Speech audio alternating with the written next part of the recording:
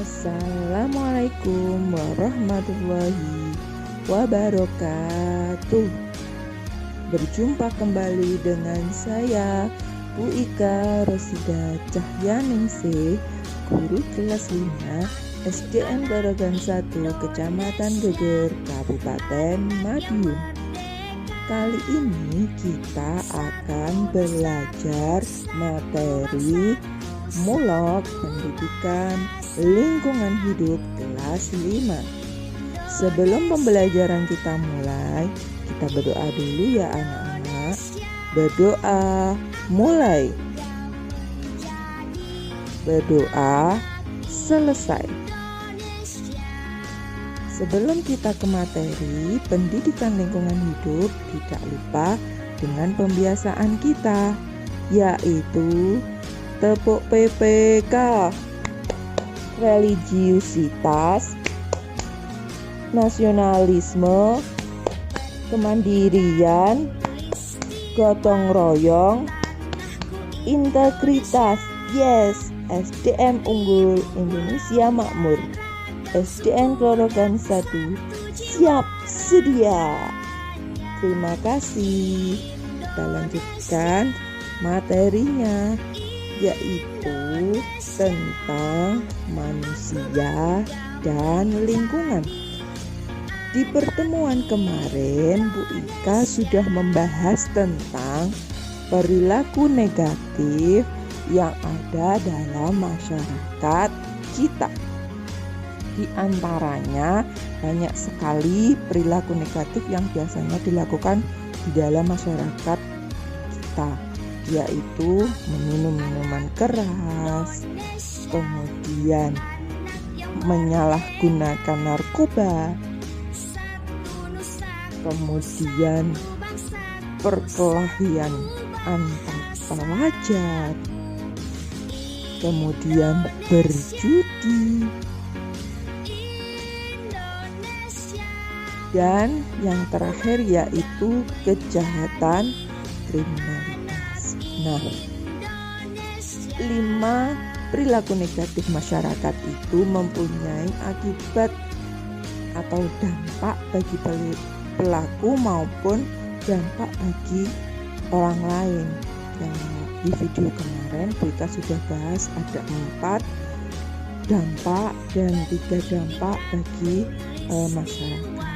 Nah, kali ini kita lanjutkan materinya, yaitu tentang perubahan lingkungan fisik dan dampaknya. Apa sih perubahan lingkungan fisik itu? Salah satu ciri lingkungan fisik adalah selalu berubah. Jadi perubahan lingkungan fisik itu ciri dari perubahan lingkungan fisik itu adalah selalu berubah. Perubahan tersebut terjadi karena faktor alam dan aktivitas manusia. Jadi perubahan fisik itu biasanya karena faktor alam ataupun aktivitas manusia. Perubahan pada lingkungan akan menimbulkan berbagai dampak. Berikut contoh-contoh sebab dan akibat perubahan lingkungan oleh aktivitas manusia maupun faktor alam. Dari yang membuat lingkungan fisik itu berubah itu karena faktor alam dan faktor manusia. Yang pertama adalah pemakaian bahan bakar fosil atau minyak bumi. Pemakaian bahan bakar fosil atau minyak bumi seperti bensin, solar, minyak gas akan menghasilkan sulfur dioksida atau SO2 dan nitrogen oksida NO2. Kedua senyawa tersebut bertanggung jawab atas terjadinya hujan asam. Gas lain yang terbentuk sebagai hasil pembakaran minyak bumi adalah karbon dioksida. Salah satu gas penyebab efek rumah kaca yang berperan dalam pemanasan global dan perubahan iklim. Jadi pemakaian bahan bakar atau minyak bumi yang berlebihan itu akan mengakibatkan pemanasan global. Nah, akan menipiskan lapisan ozon. Makanya kita harus berusaha untuk tidak menggunakan bahan bakar secara berlebihan. Yang kedua adalah penebangan pohon secara liar dan pembakaran hutan.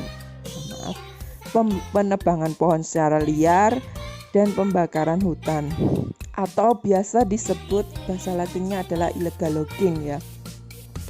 Jadi tidak menggunakan metode TPT, tebang pilih itu. Jadi ini juga dapat membuat perubahan lingkungan fisik ya. Jadi tebangnya asal-asalan, kemudian dibakar hutannya. Nah, ini juga menyebabkan perubahan lingkungan fisik. Di sini penebangan hutan secara liar juga terjadi di Gunung Panderman, sehingga hutan di Gunung Panderman Desa Songgokerto rusak. Selain menebang pohon, manusia kadang membuka lahan pertanian dan perumahan dengan cara membakar hutan. Nah, ini perbuatan manusia yang semena-mena. Jadi hutan itu adalah paru-paru dunia ya. Jadi tanpa hutan yang menghasilkan CO2, yang mengeluarkan oksigen dan juga CO2, yang oksigen ini sangat bermanfaat bagi manusia, sehingga dijuluki hutan itu adalah paru-paru dunia. Jadi kita harus bisa menjaga dan melestarikan hutan, bukan malah dibakar untuk kepentingan diri sendiri. Kemudian yang ketiga adalah perburuan hewan secara terus-menerus. Nah, ini biasanya banyak orang-orang pebisnis yang hanya ingin mengambil misalnya kulit ular ataupun kulitnya harimau ataupun gadingnya gajah dan lain-lain, hanya untuk sesuatu hal yang istilahnya untuk kepentingan bisnis ya. Jadi tidak memikirkan bagaimana bahwa hewan-hewan tersebut adalah hewan-hewan yang dilindungi. Banyak sekali hewan-hewan yang dilindungi tapi juga diburu secara liar. Kemudian yang keempat adalah penambangan liar. Ini terjadi di Jawa Timur ya.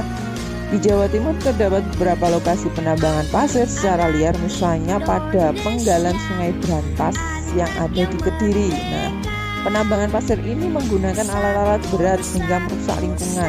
Selain badan sungai menjadi rusak, juga menyebabkan rusaknya jembatan. Nah, ini karena digerus, diambil pasirnya, akhirnya jembatannya semakin rusak. Kemudian yang terakhir adalah semburan lumpur lapindo.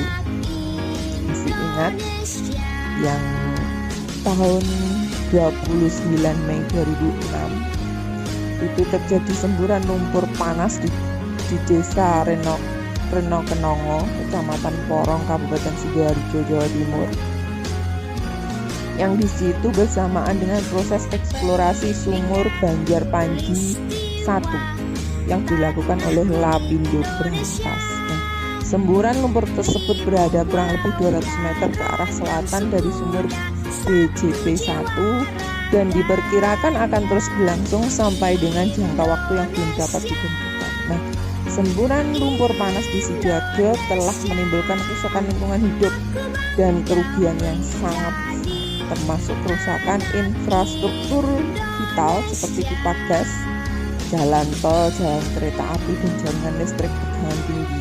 Berbagai instansi seperti LBI, pemerintah daerah Kabupaten Sidoarjo, Pemda Provinsi Jawa Timur, dan Tim Nasional Penanggulangan Semburan Lumpur Lapindo atau Timnas PSLS telah melaksanakan berbagai upaya untuk menghentikan semburan, menangani genangan dan menangani dampak sosial dari semburan lumpur tersebut dengan biaya yang dibebankan pada LBI. Jadi karena yang membuat sumur itu adalah LBI, jadi yang bertanggung jawab semuanya adalah LBI. Kemudian kesimpulannya, kerusakan hutan yang disebabkan oleh manusia yaitu penebangan hutan secara terus-menerus. Ini solusinya adalah harus tebang pilih ya. Jadi satu pohon kita tebang, satu pohon kita tanam.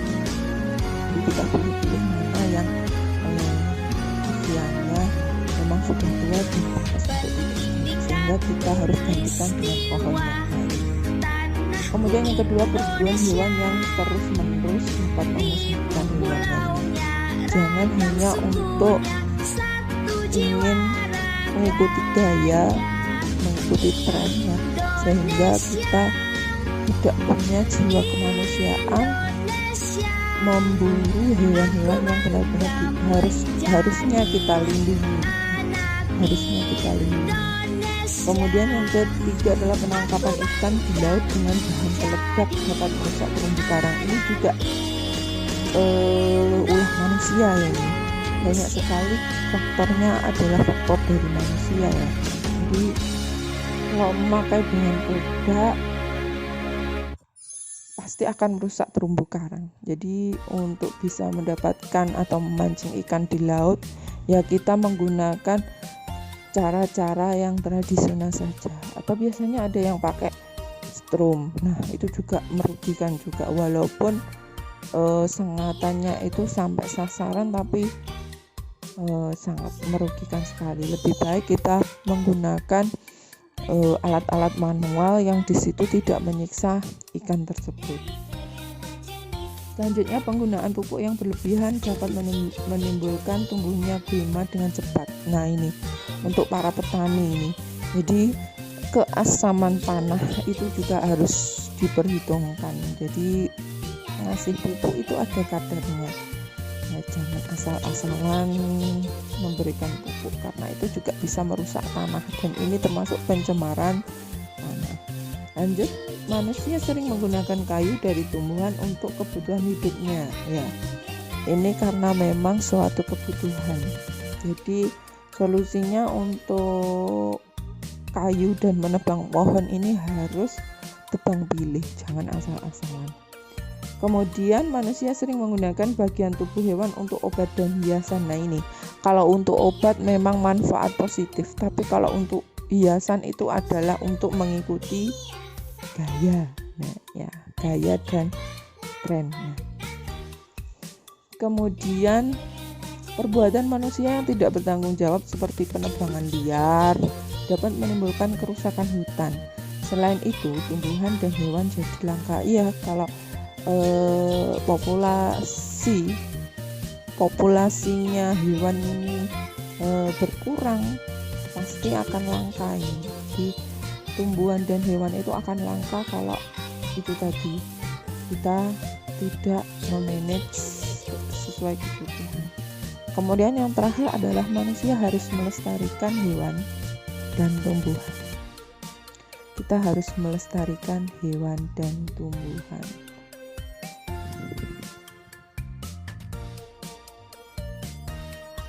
Berikut soal-soal yang harus kalian jawab ya anak-anak setelah kalian menyimak materi tadi.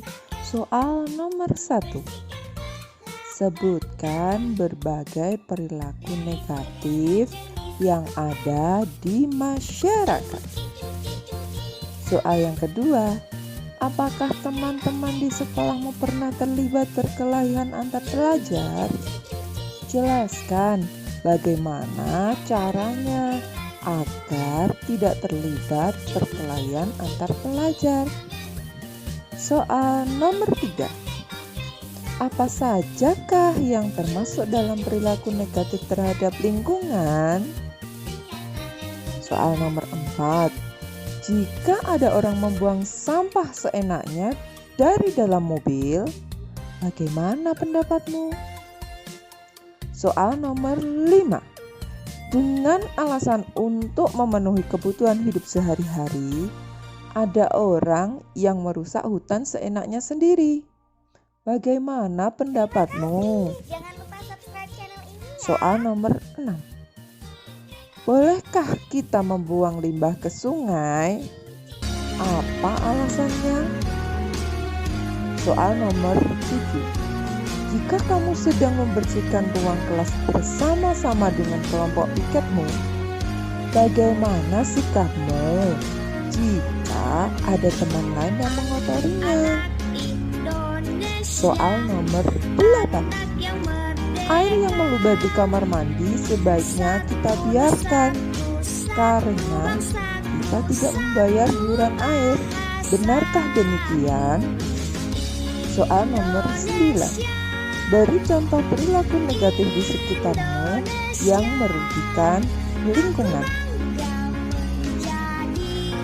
Nomor 10. Benarkah kebersihan lingkungan hanya dilakukan di sekolah? Jawab dan kerjakan, tulis kembali soalnya ya anak-anak di buku tugas kalian masing-masing. Kemudian jawablah dengan benar dan cermat. Terima kasih. Sebelum pembelajaran kita tutup, marilah kita berdoa dulu ya anak-anak. Berdoa mulai. Berdoa selesai. Sebelum kita tutup, Bu Ika minta maaf yang sebesar-besarnya jika ada tutur kata Ika yang kurang berkenan. Terima kasih sudah menyaksikan video yang Ika buat di pembelajaran kali ini. Terima kasih. Sampai jumpa lagi di video berikutnya. Assalamualaikum.